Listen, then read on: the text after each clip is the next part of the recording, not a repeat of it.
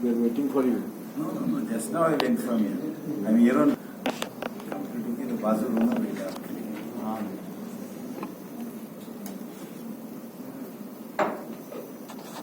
You can start.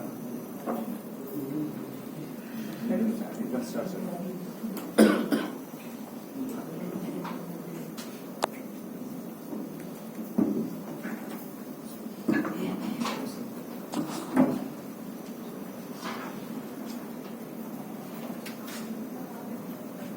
सबको नमस्कार।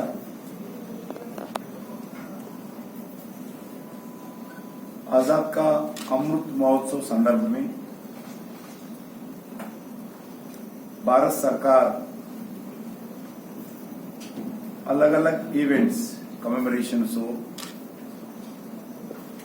Celebrations हो, इवेंट्स हो, लगातार 1.5 ईयर से हम ऑर्गेनाइज कर रहे हैं। अभी भारत सरकार ने तय किया है जो फर्स्ट इंटरनेशनल बुद्धिस्ट समिट करना चाहिए। Global Buddhist summit is a first global Buddhist summit Bharat में होगा। ये summit international Buddhist confederation IBC के द्वारा, वो एनजीओ ऑर्गेनाइजेशन है, उनके द्वारा कल्चर मिनिस्ट्री इसका आयोजन कर रहे हैं। इस कार्यक्रम 21 अप्रैल को नेशनल कैपिटल इसी दिल्ली में होगा।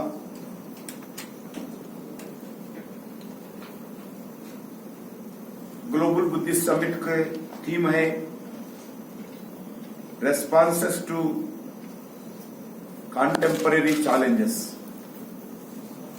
philosophy to practice। ये इस समिट का थीम होगा।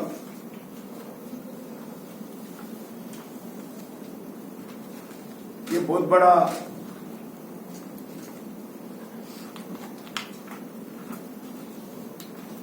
इंपॉर्टेंट है हमारा भारत के लिए। इस सम्मेलन में दुनिया की कंटेम्परेरी चैलेंजेस को बुद्धिज्म के दृष्टिकोण से कैसे डील कर सकते हैं, इसी विषय पर चर्चा होगी।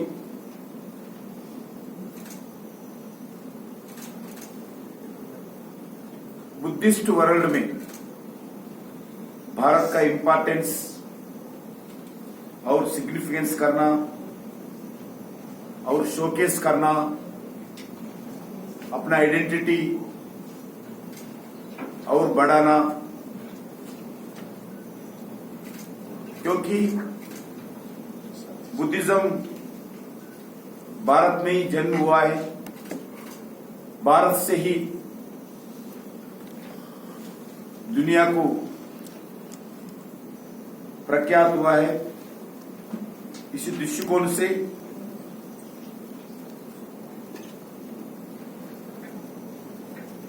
भारत का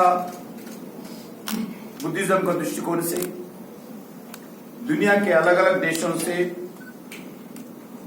सांस्कृतिक और डिप्लोमेटिक संबंधों को मजबूत करने के लिए भी ये बुद्धिस्ट ग्लोबल समिट का उपयोग हो सकता है और एक स्ट्रैटेजी का रूपरेखा भी बन सकता है, जो आईबीसी लगभग एनजीओ ऑर्गेनाइजेशन है, उनके साथ कल्चर मिनिस्ट्री मिलके इस कॉन्फ्रेंस का आयोजन किया है। आईबीसी बुद्धिज्म के दृष्टिकोण से अलग अलग देशों में काम करते हैं। देश में भी लगभग 300 ऑर्गेनाइजेशन उस ऑर्गेनाइजेशन में मेंबरशिप है और लगभग 30 कंट्रीज से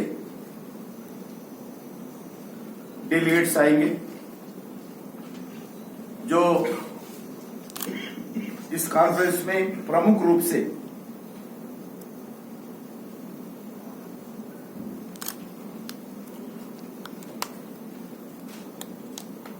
इसमें we are expecting 171 delegates from foreign countries and 150 delegates from Indian Buddhist organizations.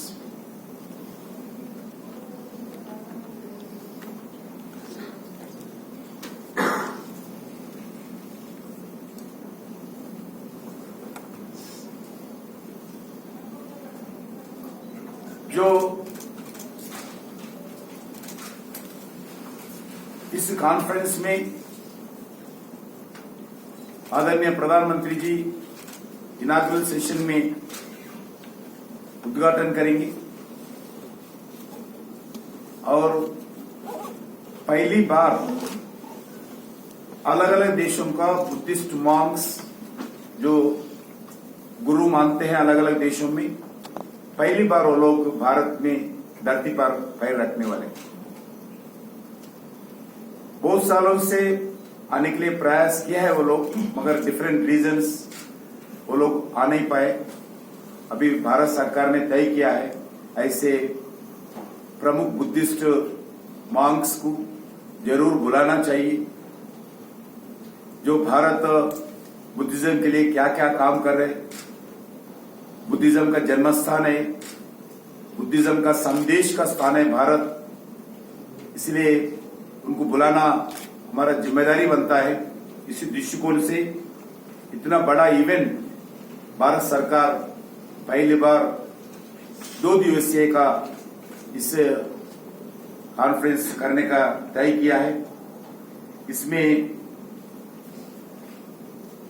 International संघ के प्रमुख लोग आएंगे, वेनरेबल मॉन्क्स, वैसा ही इंटरनेशनल प्रोमिनेंट बुद्धिस्ट फॉलोअर्स, उनको भी इनविटेशन दिया है। Peoples from Indian Buddhist community, Sangha बोलते हैं उनका बुद्धिज्म भाषा में, बुद्धिज्म कम्युनिटी के भारत के लोग रहेंगे। अलग अलग देशों के एम्बेसडर्स हो, डिप्लोमेट्स हो और अलग अलग ऑर्गेनाइजेशंस हो भारत में जो काम कर रहे हैं, उनके प्रमुख लोग भी इसमें भाग लेंगे। इस समिट को मैं भी बता चुका हूं, आदरणीय प्रधानमंत्री जी प्रारंभ करेंगे। अलग अलग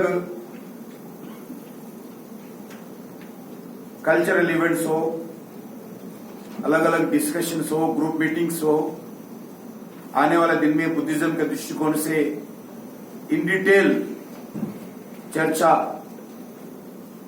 इस 30 कंट्री से आने वाले डेलीगेट्स के बीच में, बाहर से आए हुए डेलीगेट्स के बीच में अलग अलग डिस्कशन होगा।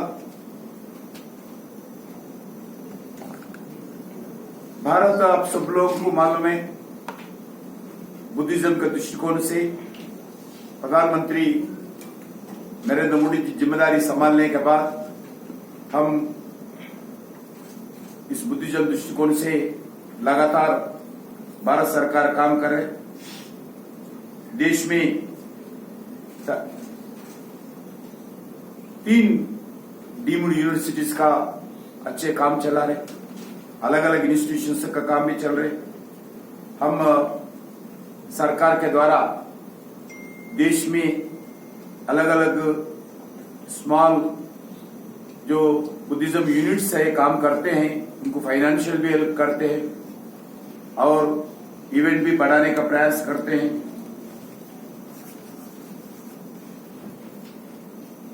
अभी अभी आदरणीय प्रधानमंत्री जी कुशीनगर एयरपोर्ट बुद्धिज्म दृष्टिकोण से उत्तर प्रदेश के कुशीनगर एयरपोर्ट का भी उद्घाटन किया गया। देश भर से आने वाले बुद्धिज्म के टूरिस्ट को भी स्पिरिचुअल सेंटर्स तो आने वाले भी आ सकते हैं, वैसे दुनिया से सीधा डायरेक्ट कुशीनगर आ सकते हैं। इसके लिए भी इंटरनेशनल एयरपोर्ट का निर्माण करके लोकार्पण किया है और वैसे ही हम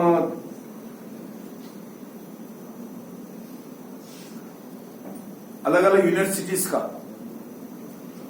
दृष्टिकोण से इसमें जो बुद्धिज्म का दृष्टिकोण से जितने भी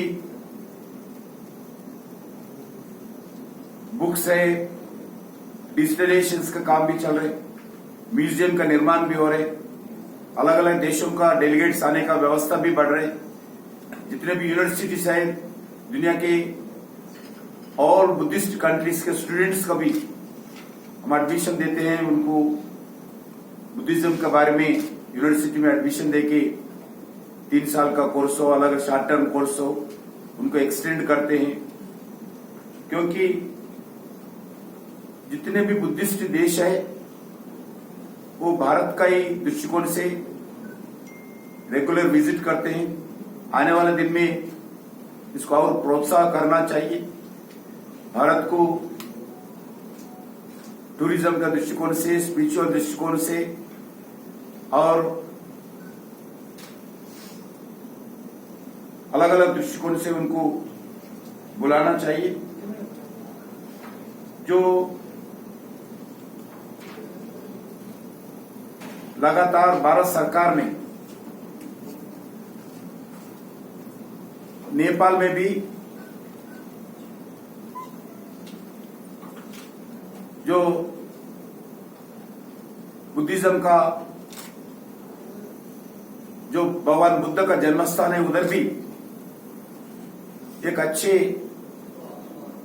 मॉन्यूमेंट बनाने के लिए आदरणीय प्रधानमंत्री जी लास्ट ईयर ही जाकर फाउंडेशन स्टोन भी पूजा भी किया है।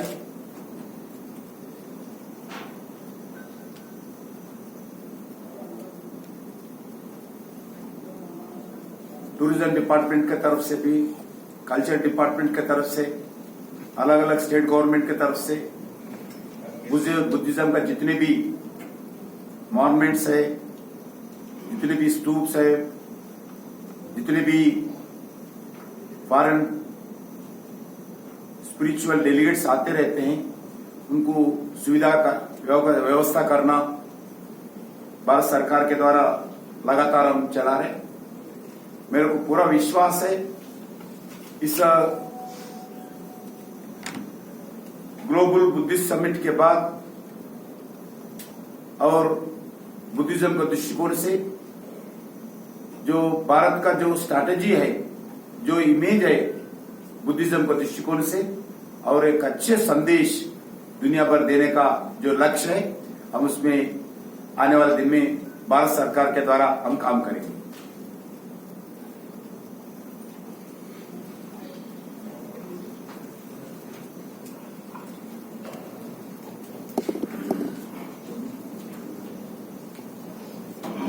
जैसे कि मैं director general international Buddhist confederation IBC से, जैसे कि माननीय मंत्री जी ने बताया आपको about the GBS global Buddhist summit, तो ये एक्चुअली आईबीसी के तरफ से पहली बार ये ऑर्गेनाइज किया जा रहा है।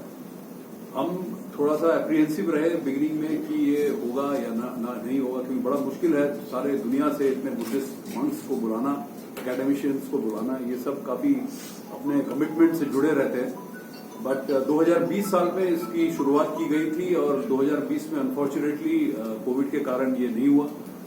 उसके बाद पिछले साल भी हम लोगों ने प्रयास किया और काफी जो सीनियर वेनरेबल मंक्स हैं दूसरे अलग अलग देशों से, उनको एक ही वक्त पे मिलाना मुश्किल रहा। तो इस बार जाके हम लोगों ने सक्सेसफुली इसको लॉन्च किया है। अब होने दीजिए, जब होगा सफलतापूर्वक तो ये हमारे लिए बहुत ही बड़ा अचीवमेंट रहेगा, मिनिस्ट्री ऑफ कल्चर के लिए और हमारे लिए और सरकार के लिए।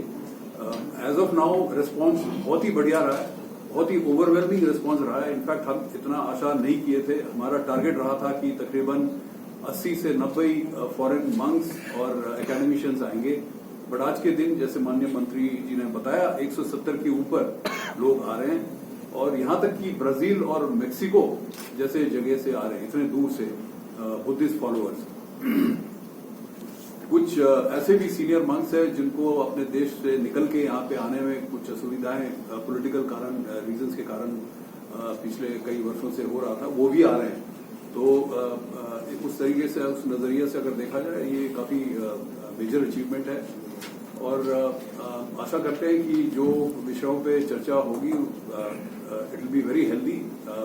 इश्यूज जो डिस्कस वो किया जाएगा उसमें हेल्थ है, वर्ल्ड पीस है, सस्टेनेबिलिटी है, एनवायरनमेंट है,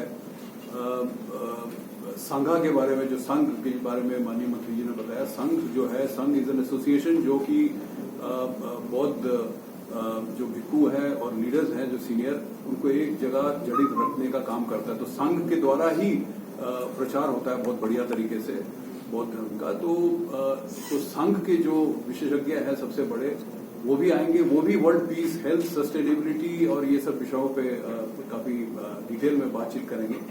तो एक तरफ हमारे पास एकेडमिशियंस होंगे जो कि मंक्स नहीं है, हमारे जैसे सिविल कपड़े में एकेडमिशियन प्रोफेसर हैं, वाइस चांसलर्स हैं, यूनिवर्सिटीज के बड़े बड़े यूनिवर्सिटीज के यूएस से, यूरोप से, काफी जगहों से आ रहे हैं। उसमें इजरायली हैं, चेक हैं, यूएस से हैं, जर्मनी से हैं, फ्रांस से हैं और फिर साउथ ईस्ट एशियन कंट्रीज जो है आपके म्यांमार हो गए, इंडोनेशिया हो गया, मलेशिया हो गया, वियतनाम हो गया, कंबोडिया, लाओ, थाईलैंड, इन सब देशों से भी है।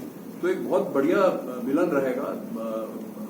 जो बहुत जो संसार से जो अलग अलग देशों से जो लोग आएंगे उन लोगों का यहाँ पे Chinese monks coming?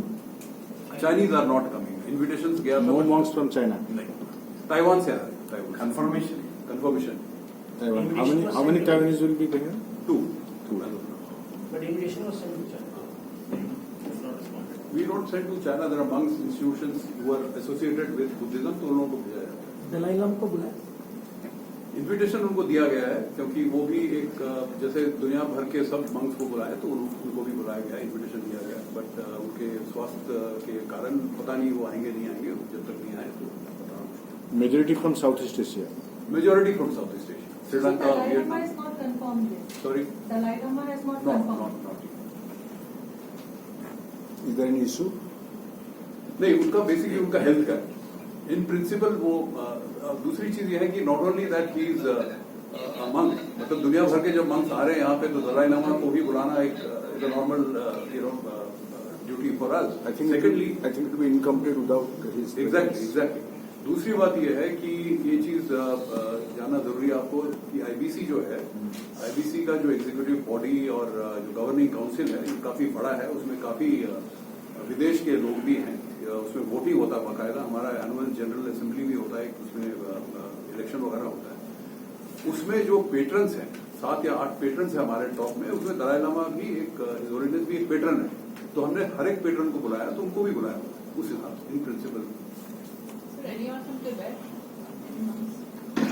Not really, no. You mentioned that there were some people who were not able to come due to political reasons earlier, and now they will be. So who are these people, or from which No, countries? I will not want to mention this here, but there are certain people, who come from countries where they are under pressure of the government to not travel to India as and when they feel. So, so there are such people. Until and unless they come, we will not be able to say.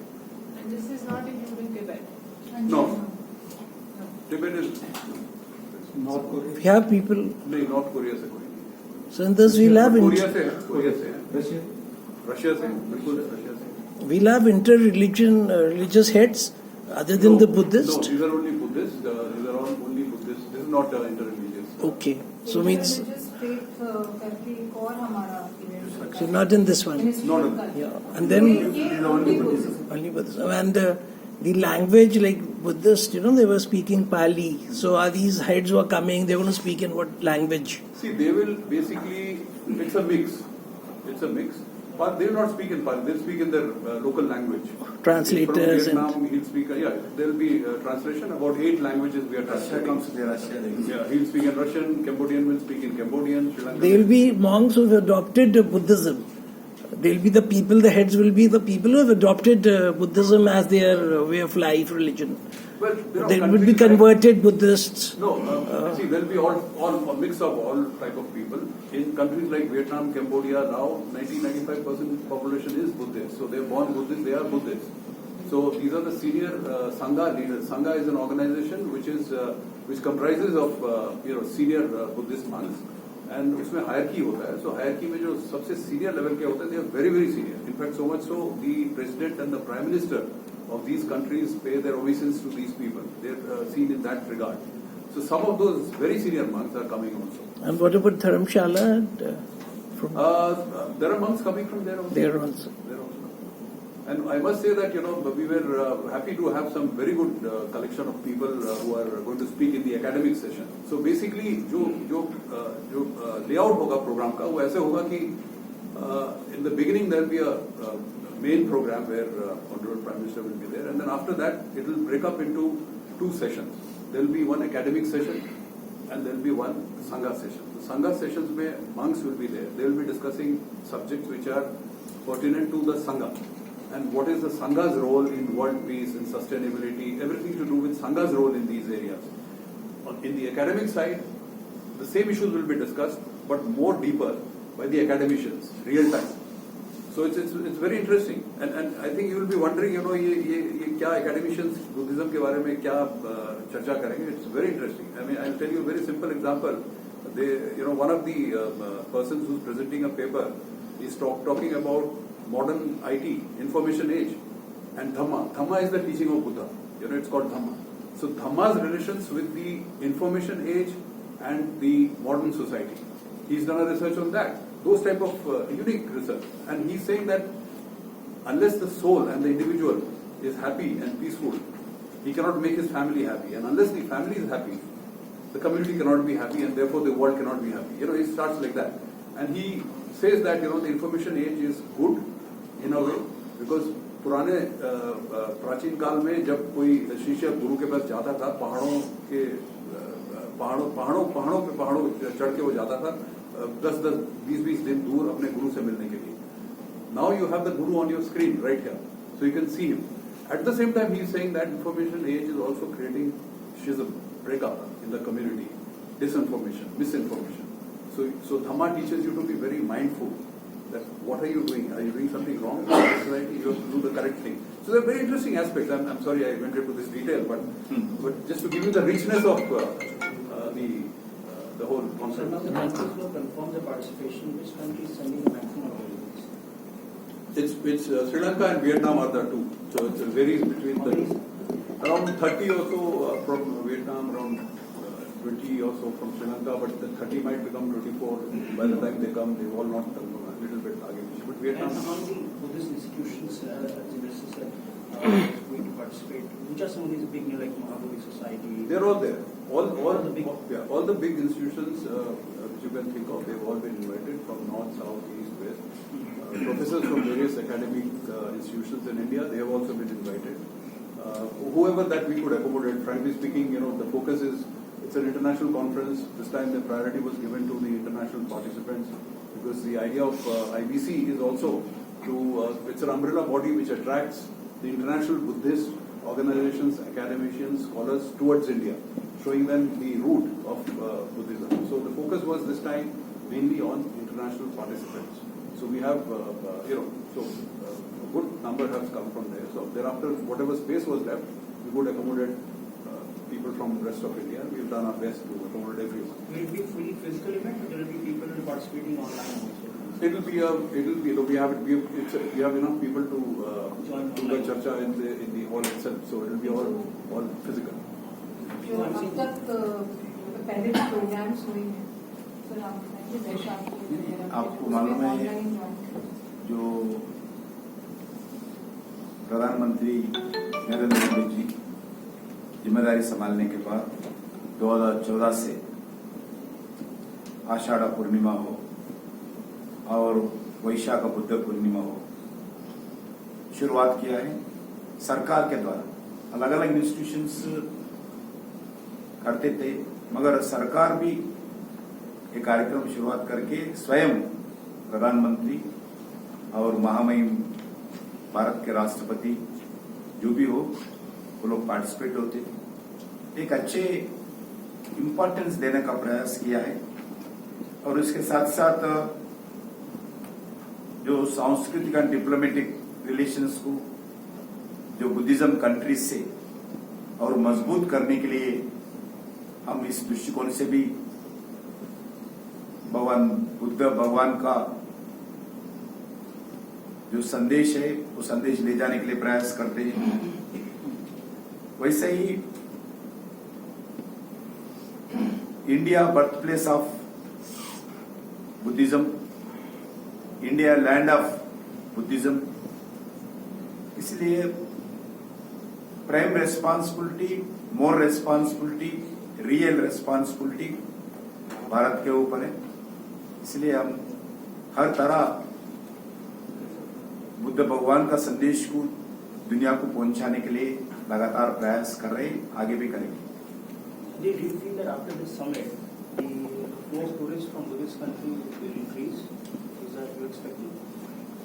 वो एक ही angle से हम नहीं देख रहे इस conference को, हम टूरिज्म एंगल से ही नहीं देख रहे। ये हम देख रहे हैं इसमें इस कॉन्फ्रेंस को भारत का संबंध अलग अलग देशों से बढ़े, भगवान बुद्ध भगवान का संदेश दुनिया भर में जाए और ज्यादा से ज्यादा बुद्ध भगवान का जो मार्गदर्शन है लोगों को मिले।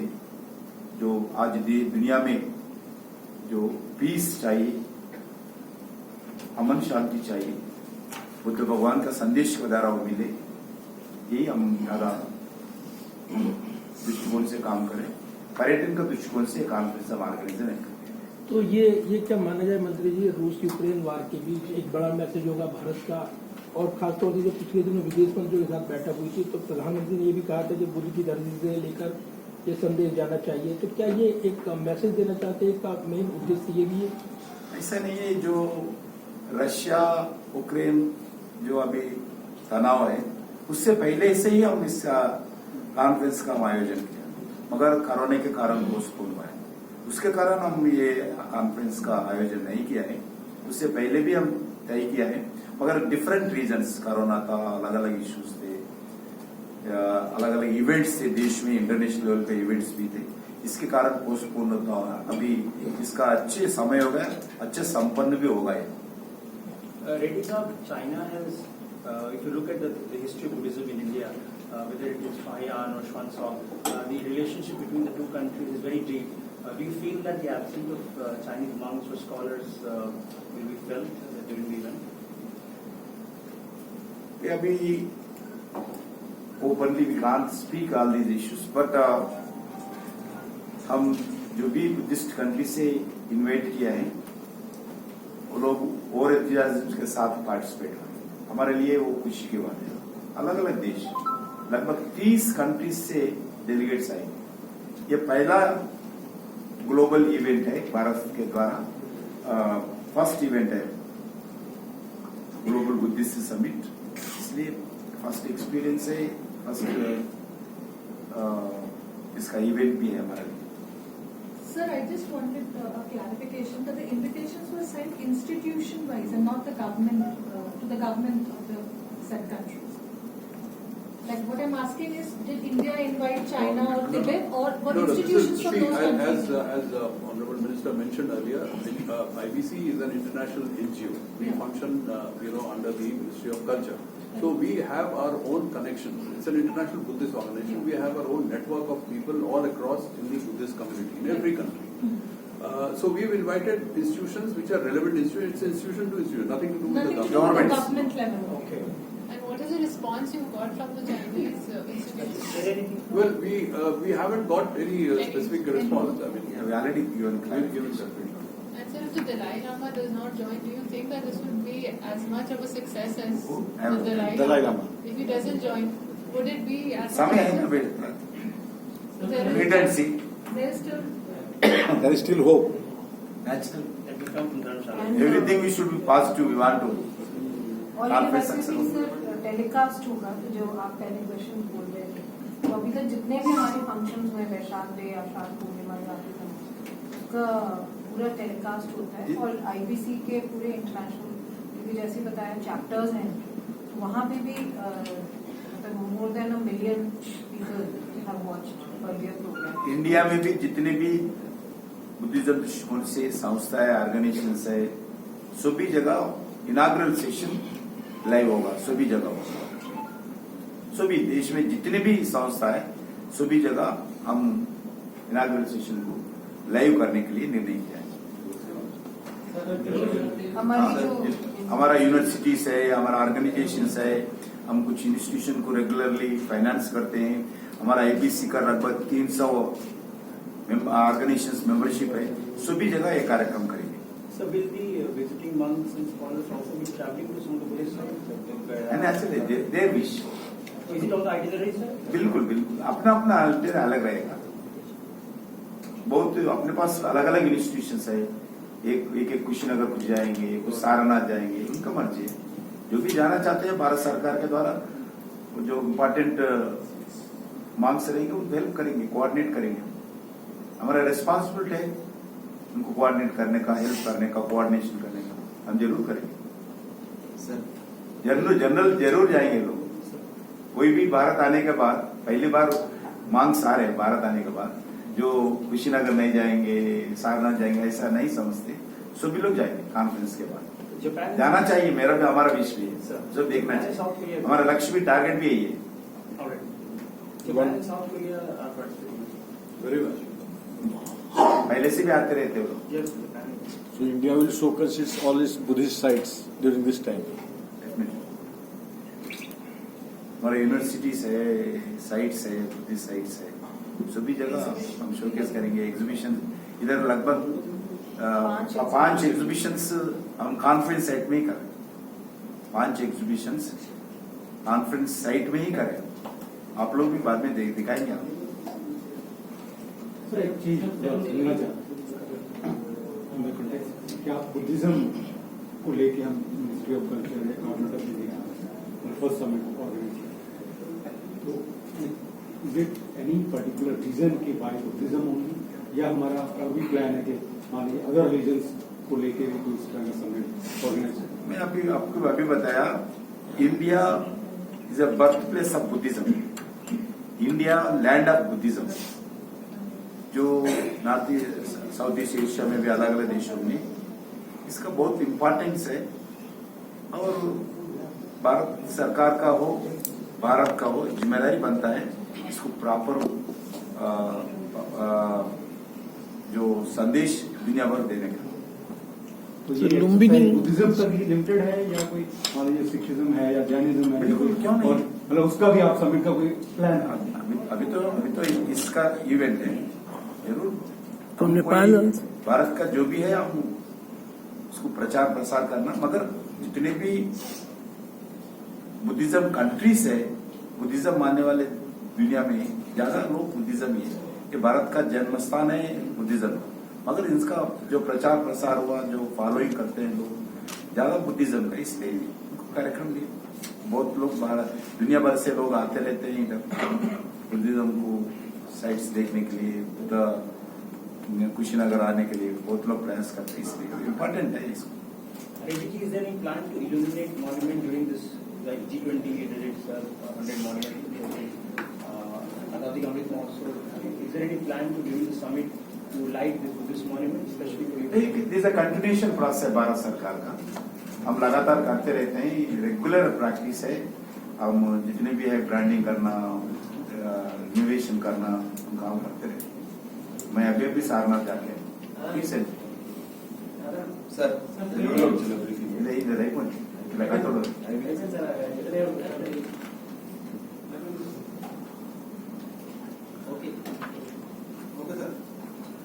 Thank you. Thank you everyone for coming. Any more questions? Thank you sir. Thank you. इसको थोड़ा अच्छे There is दुनिया भर में, देश भर में अच्छे संदेश ले जाने का जिम्मेदारी आपको भी है। आप लोग भी कोऑपरेशन सहयोग चाहता हूँ। please downstairs. మిత్రులందరికీ నమస్కారం।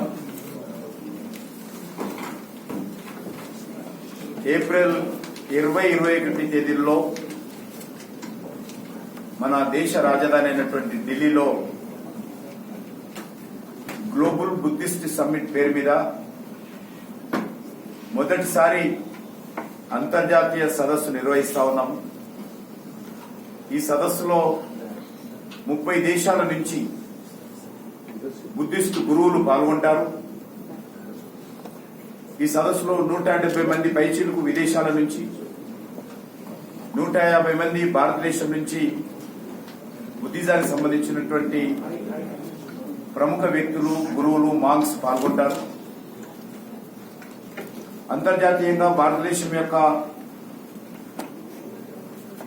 సంబంధాలు కానీ, భారతీయ సంస్కృతి కానీ, లేక భారతదేశం యొక్క గొప్పతనాన్ని కానీ మనము ప్రపంచానికి చాటేటువంటి అవకాశం ఇలాంటి సదస్సుల ద్వారా ఏర్పడుతుంది। మనకందరికీ తెలుసు, బుద్ధిజము జన్మనిచ్చింది భారతదేశం। బుద్ధిజం భారతదేశం నుంచే ప్రపంచానికంతా ఈరోజు వ్యాప్తి చెందింది। అనేకమైనటువంటి అభివృద్ధి చెందిన దేశాలు, అభివృద్ధి చెందుతున్నటువంటి దేశాలు, డెవలప్డ్ కంట్రీస్, ఆ డెవలపింగ్ కంట్రీస్, చాలా కంట్రీస్ ఈరోజు బుద్ధిజాన్ని ఫాలో అవుతున్నాయి। అది బుద్ధిజం అంటే ఈరోజు భారతదేశం తప్పకుండా ప్రతి ఒక్క వ్యక్తి జ్ఞాపకం చేసుకుంటారు। బుద్ధిజాన్ని ఫాలో అవుతున్నటువంటి చాలా మంది కూడా భారతదేశాన్ని సందర్శించాలని, బుద్ధుడు సంచరించినటువంటి ప్రాంతాలను చూడాలని ప్రతి ఒక్క బుద్ధిజానికి సంబంధించినటువంటి వ్యక్తి కోరుకుంటాడు। కాబట్టి ఈరోజు భారత ప్రభుత్వం తరఫున నరేంద్ర మోడీ గారు ప్రధానమంత్రి అయిన తర్వాత రెగ్యులర్ గా బుద్ధిజానికి సంబంధించినటువంటి అనేక కార్యక్రమాలు ఒక అంకిత భావంతో భారత ప్రభుత్వం మేము అనేక కార్యక్రమాలు చేపడతా ఉన్నాము। అది వైశాఖ బుద్ధ పూర్ణిమ గాని, లేక ఆషాఢ పూర్ణిమ గాని, ఇలాగ అనేక కార్యక్రమాలు భారత ప్రభుత్వం తరఫున నిర్వహిస్తా ఉన్నాము। ఈరోజు బుద్ధుడు జన్మించినటువంటి ప్రాంతంలో కూడా భారత ప్రభుత్వం తరఫున పెద్ద ఎత్తున ఒక స్మారక కేంద్రం, దేవాలయం నిర్మించాలని, బుద్ధ దేవాలయం నిర్మించాలని భారత ప్రభుత్వం నిర్ణయించింది। గత సంవత్సరమే మన ప్రధానమంత్రి గారు స్వయంగా నేపాల్కి వెళ్లి అక్కడ శంకుస్థాపన చేయడం జరిగింది। భారతదేశంలో ఉన్నటువంటి అనేకమైనటువంటి స్మారక కేంద్రాలను కూడా అభివృద్ధి చేస్తా ఉన్నాం। బుద్ధిజానికి సంబంధించినటువంటి 3 డీమ్డ్ యూనివర్సిటీస్, విశ్వవిద్యాలయాలు భారతదేశంలో ఉన్నాయి, అనేక ఇతర విశ్వవిద్యాలయాలు ఉన్నాయి।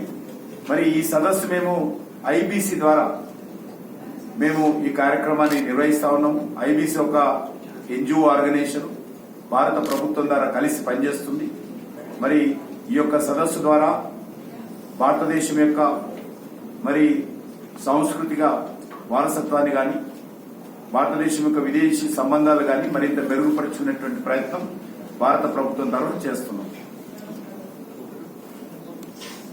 సార్ మన తెలంగాణ ముఖ్యమంత్రి మీరు ప్రేమలో చేస్తారు, ఈ మధ్య లేఖలు రాస్తున్నారు, వస్తుందా ఏంటి సార్? రిప్లైలు ఏమైనా వచ్చాయి? ఏంటి లేఖలు రాస్తున్నారు, నెంబర్ వేసుకోవాల్సి వస్తున్నట్టు సార్ లేఖలు? తెలంగాణ ముఖ్యమంత్రి గారికి కేంద్ర ప్రభుత్వం తరఫున చేపడుతున్నటువంటి అనేక కార్యక్రమాలు సక్రమంగా అమలు చేయాలని మేము కేంద్ర ప్రభుత్వం తరఫున అనేక విషయాలపైన ఉత్తరాలు రాస్తున్నాము।